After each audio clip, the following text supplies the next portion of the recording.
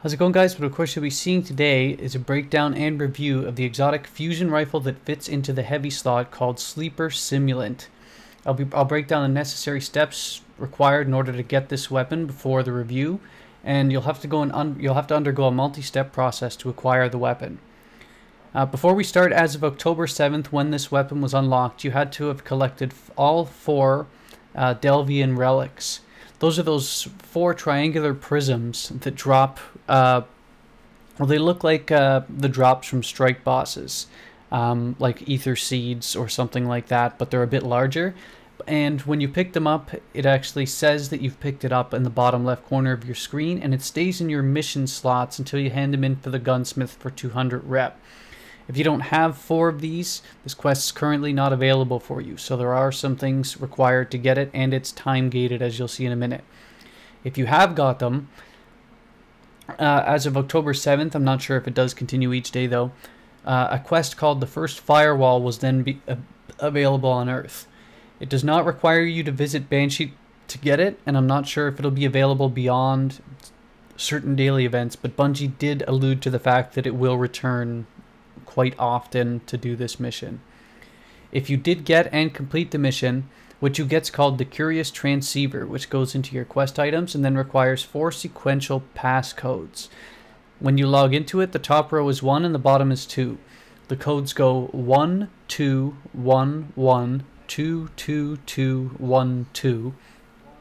Then the second code is 1 2 1 1 2 2 1 1, and don't worry, I'll put these in the description. And then the third code is 1 2 2 2 1 2 2 2 1 1, and then the last code 1 2 1 2 1 2 1 1. When you're done, you'll go to a new mission called Shadow Call, which requires you to reach the top of the Devil's Spire, which is actually Cade's stash mission, within 4 minutes. It usually starts you about halfway through. When you reach the top, you'll open a little crate, and then you have to beat 3 wizards with all 3 different element shields that pop up. So it'll take a minute or two to beat these witches, so make sure you skip the enemies on your way to the top. Don't engage the ones going to the top, or you will run out of time for the wizards. When you complete it, you'll receive the Ikelos Fusion Core. It gives you a grid, and you have to do 5 things to unlock this thing. You have to dismantle any legendary or higher heavy weapon. If you have one lying around from the old DLC, that works here too. You have to complete the Archives mission on Venus on any difficulty. You have to defend the Warsat, and then the next 3 are you have to complete a Defend the Warsat on Earth, the Moon, and Mars. Mars being the toughest one, because they don't pop up often, but I just hung out in the Scablands for a bit until one popped up. And your best friend for this is DestinyPublicEvents.com, because it gives you a great breakdown of the type of public event it will be, as well as the time. When you're done, go back to the gunsmith, who will take the core, but now it's time gated. You're going to have to wait a day. Come back the next day. The gunsmith will reward you with a quest called the Sleeper Stirs, which you have to beat a special version of the Fallen Saber and the light level 280. It does have matchmaking as well. Complete this strike, and you get the Sleeper Simulant weapon frame, which you bring to the gunsmith, who finally gives you the weapon. Let's exhale. It's done. So now the review. Aesthetically, it's actually a nice looking weapon. The four Delvian relics required to make up the weapon actually infused into it, so it has a very futuristic look, and it glows when you charge it up like other fusion rifles. The weapon starts with a 290 base damage. It can be infused higher. There are no stats on the weapon that I could find on the web, because this is a brand new mission, and like your Bungie.net battle log per se doesn't even pick it up. Like, it's that new a weapon. So what I'll do is, based on my experience and the fact that there's the bar ratings on the weapon card, I could tell you it has an extremely low fire rate or charge rate, because we're dealing with fusion rifles. It has an extremely high impact per shot. It has good range, great range for a fusion rifle actually, as I'll get to that in a minute.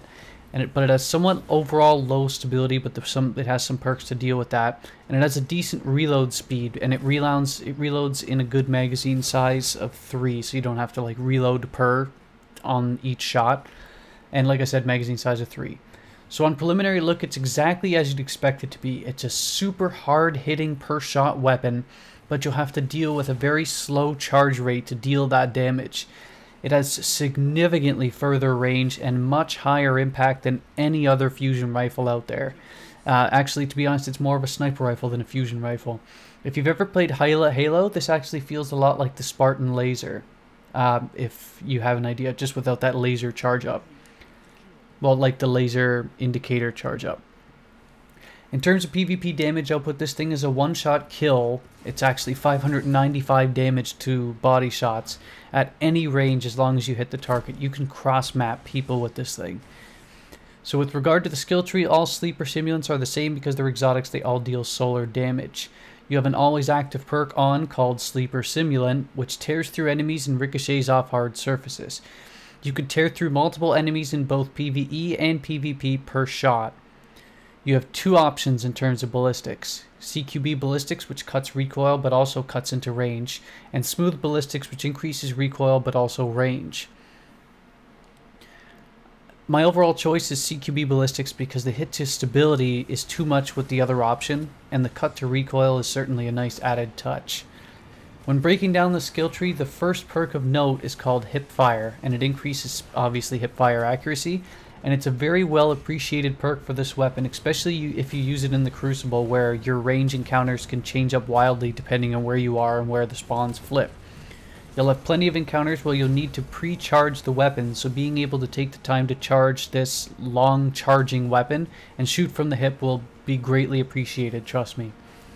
The next three perks which you'll have a choice over are Speed Reload, which does exactly as it says, Custom Optics, which I just wouldn't use at all, it even brings down some other stats, and Injection Mold, which increases stability and allows for faster handling, but it does reduce your range slightly. And for that reason I do choose Injection Mold because the range hit isn't too significant and it does buff the other two aspects quite well.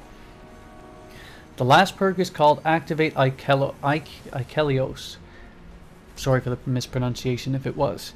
It allows your laser to have multiple ricochets. So in certain situations when you're in close quarters or a confined area in both PvE and PvP, this thing can clean up the entire room. Other than that, it's mostly useless in open areas and against larger enemies and bosses, because once it hits the boss, it's not going to really do much after that. With regard to my overall impressions in PvE, it's a very strong weapon. Like I said, they call it a fusion rifle, but it's much more a sniper rifle than anything else. Many people felt, though, that this thing was going to be the next overpowered weapon or the Ghallarhorn of Year 2, but it's simply not. As a result, many people think it's trash, but I would never call it that either. It's sort of a middle groundish weapon.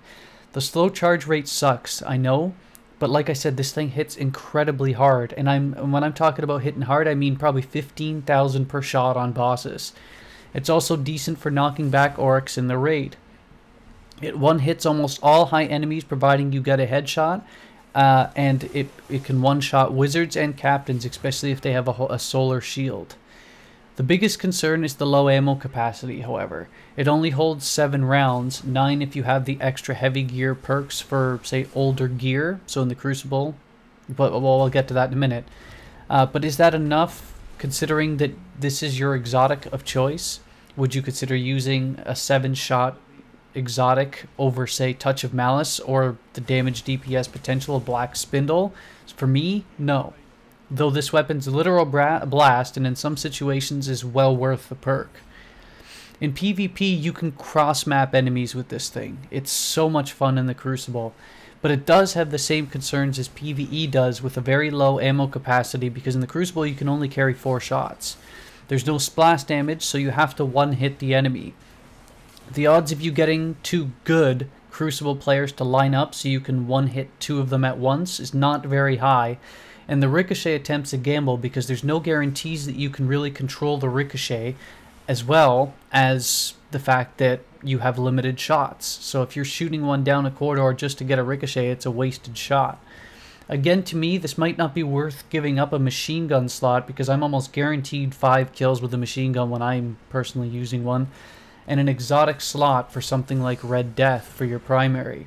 I don't know if it's worth it. Overall, it's super fun to use. It's one of the more fun weapons in the game, and it's very effective in certain high-needed DPS situations. But if you were expecting a Ghallarhorn replacement, you're almost certainly going to be disappointed when using this weapon, but that does not make it bad. Let's point that out. Have a good one.